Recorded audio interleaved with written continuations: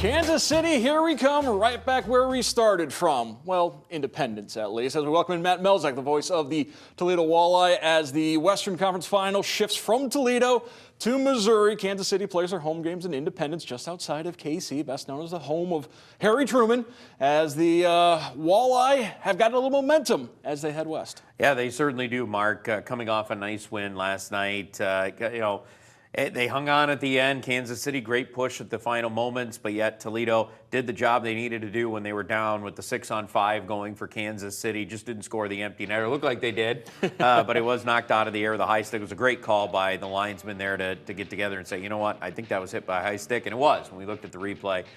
So it was a good call. But you know what? Toledo got the win, much needed win. And sometimes to get momentum going in a series, you just need to see a win. Doesn't matter how you get it or what happens during the course of the game to get you to that point, but you just get that win. And when you get that win, all of a sudden you can, okay, we've got to win. We're in this series. Now let's roll, and we'll see if Toledo can do that come up Friday night.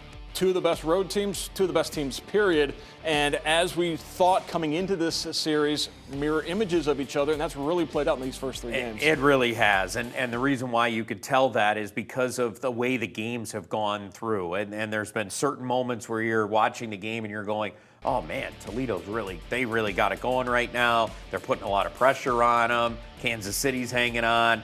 And then a few minutes later, you go, my goodness, Kansas City's so good. They're getting chances. Toledo's hanging on. Some great saves, especially last night from John Letherman, where you go, oh man, it was so close. Kansas City got multiple opportunities to tie that game last night, and John Letherman was great in the third period to keep them at bay. And they had a couple of really good defensive plays Toledo put in to kind of prevent some good chances. But you could see both of these teams, they have the ability to control the game.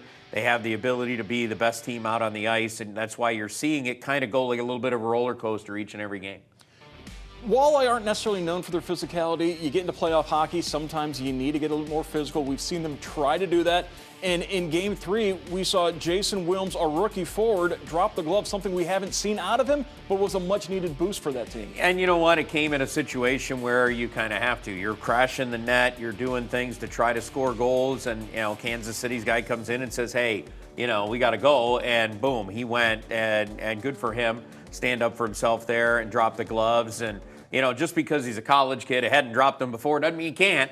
I thought he held his own very well in that fight. So, those things, you don't see too many fights per se in the playoffs. You usually see a lot of physical play. And this series has been marked with a lot of physical play. Some great hits, both sides. Sam Craggs had a blistering hit last night. Obviously, you had the hard hits from Kansas City as well. So as we're in Game 3. Guess what's going to come in Game 4? Even more. Guess what's going to come in Game 5? Even more. It's going to get even more physical, more amped up as the stakes get even higher. And Toledo needed to have a win last night. You can't go to Kansas City down 3-0. So you knew they were going to have a great game, and they did. And Kansas City put out a pretty good effort as well last night. So I would expect Game 4 is going to be wild on Friday. Friday night, Game 4. Of course, that's an 8 o'clock start because we're talking about Central Time Zone, so it'll be a 7 o'clock local time, 8 o'clock start right here on BCSN. We know there will be a Game 5 now. That'll be Saturday again, an 8 o'clock start. Walleye need to win at least one more to force a Game 6 on Memorial Day. And, of course, all those games home and away live right here on BCSN. Matt, thank you so much for joining us. Appreciate it, Mark.